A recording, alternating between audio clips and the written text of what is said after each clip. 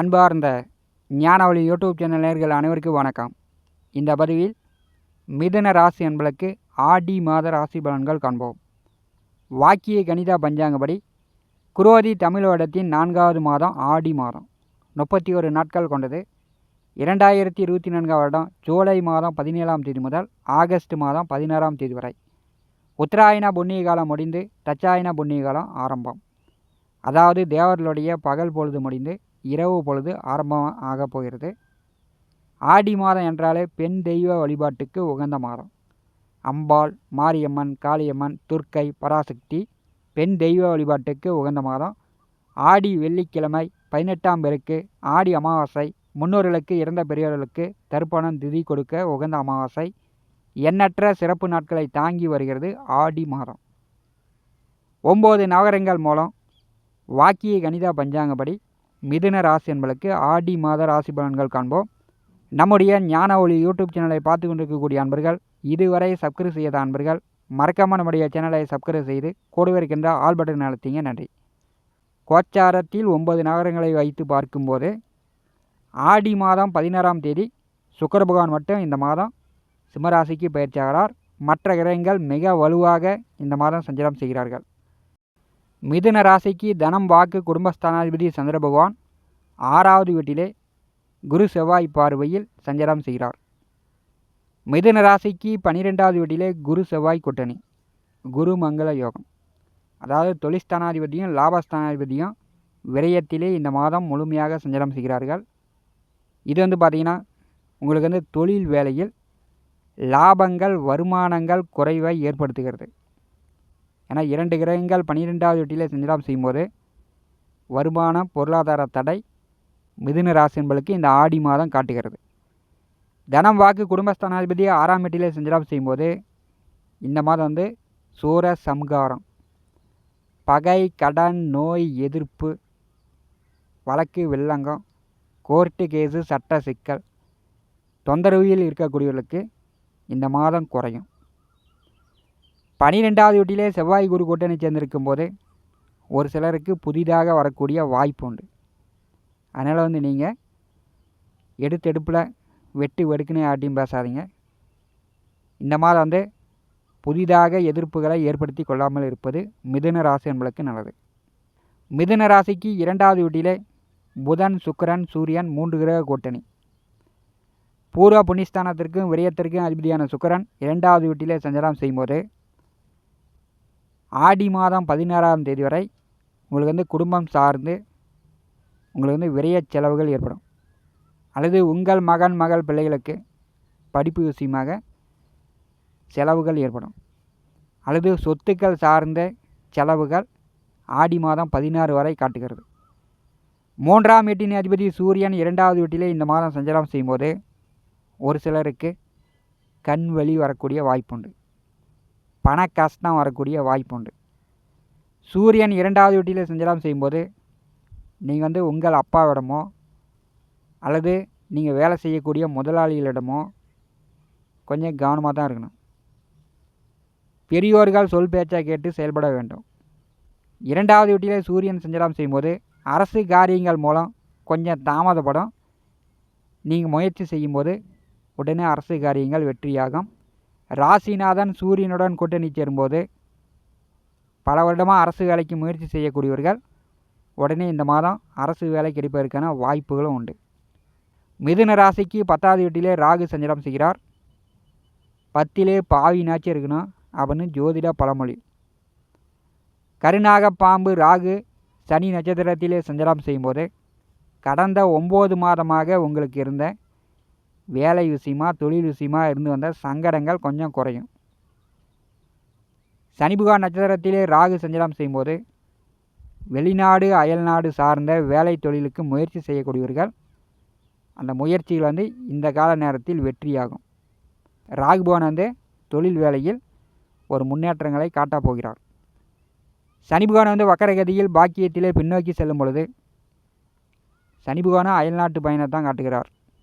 உங்கள் தந்தையை விட்டு, உங்கள் குடும்பத்தை விட்டு வெளியூர், வெளியிடம், வெளிநாட்டில் தங்கி வேலை பார்க்குற நிலை தான் மிதுன ராசி இளைஞர்களுக்கு காட்டுகிறது. 9வது வீட்டிலே ராகு நட்சத்திரத்திலே சனி பகவான் வக்கரகதியில் பின்னோக்கி செல்லும் பொழுது உங்கள் தந்தையாருக்கு சற்று நோய் நொடி தொந்தரவுகள் வரக்கூடிய வாய்ப்புண்டு. அவருடைய உடல் ஆரோக்கியத்தில் கவனம் எடுத்துக்கொள்ள வேண்டும். வண்டி வாகன போக்குவரத்தில் கொஞ்சம் கவனமாக இருக்கணும். ஏன்னா அவர் மீண்டும் அஷ்டமத்திற்கு செல்வது போல் புதிதாக எதிர்வரக்கூடிய ஒரு 130 நாட்கள் கடன் காட்சி வாங்கி நீங்கள் தொந்தரவு படாமல் இருப்பது மிதுன ராசி என்பதற்கு நல்லது. மிதுன ராசிக்கு 12வது வீட்டிலே சத்ரு லாபாதிபதி செவ்வாய், கலத்தர தொழில்ஸ்தானாதிபதி குரு 2 கிரகங்கள் கூட்டணி சேர்ந்திருக்கும் போது இந்த ஆடி மாதத்தை பார்க்கும்போது குரு செவ்வாய் 12வது வீட்டிலே இருக்கும்போது நீங்கள் சொத்து சார்ந்து, அதாவது வீட்டு பத்திரமோ சொத்து பத்திரங்களையோ பேங்கில் அடமானம் வைத்து கடன் வாங்கக்கூடிய நிலை வரும். அல்லது தங்க நகை ஆபரணம் பேங்கில் அடமானம் வைத்து கடன் வாங்கக்கூடிய நிலை வரும். பெரும்பாலும் அர்ஜென்ட் செலவுக்குனா வாங்கலாம், மற்றபடி கடன் வாங்காமல் இருப்பது நல்லது. 12வது வீட்டிலே குரு செவ்வாய் கூட்டணி சேர்ந்திருக்கும் போது மனைவி வழியில் அல்லது மாமா மச்சான்கள் வழியில் கொஞ்சம் செலவுகள் ஏற்படும். பெரும்பாலும் மிதுன ராசி என்பர்கள் மாமன் மச்சான்களிடம் கடன் கொடுப்பதையோ வாங்குவதையோ தவிர்க்க வேண்டும். மாமன் மச்சான்களிடம் இந்த காலகட்டத்தில் பணம் கொடுத்தீங்கன்னா கண்டிப்பாக திரும்பி வராது. குரு பகவான் 12வது வீட்டில் அமர்ந்திருக்கும் போது உங்களுக்கு பண விரயம் ஏற்பட்டுவிடும். கொடுத்த பணம் உங்கள் கைக்கு மீண்டு வருவது அவ்வளவு சாதாரண எளிதானப்பட்ட காரியம் கிடையாது. குரு பகவானுடைய 5ஆம் பார்வை 4ஆம் வீட்டில் அமர்ந்திருக்கக்கூடிய கேது பகவான் மேல் விழுகிறது.